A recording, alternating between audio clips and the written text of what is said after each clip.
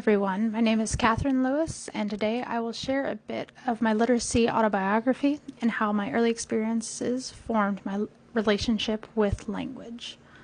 So I'm going to go ahead and explain on how my early exposure to reading, early exposure to a second language, and then being very introverted during my childhood all work together to really influence my views and my present day relationship with literature and language. Well, how precisely did all of these affect my relationship with language and literature? Well, they all kind of coincided.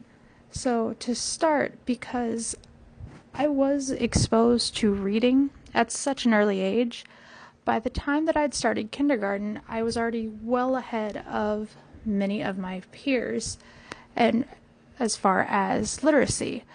So this meant that while many of my classmates were focused on shorter, more age-appropriate books, I had already read through books like The Secret Garden or C.S. Lewis's Chronicles of Narnia, as well as Harry Potter and the Sorcerer's Stone, which at the time had been the only book of the series that was out.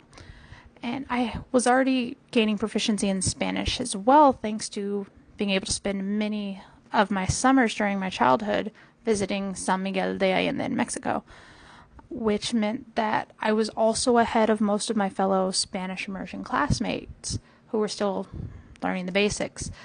And I was quickly labeled things like a know-it-all and a teacher's pet, and began to feel isolated and turned to books, which was something I had always been passionate about even as a very young child. And by third grade, I'd already advanced to the reading level of an early high schooler. Now, eventually I did come out of my shell and learn to associate with other people that weren't in print, but to this day I still find comfort in language and literature and enjoy reading practically anything I can get my hands on.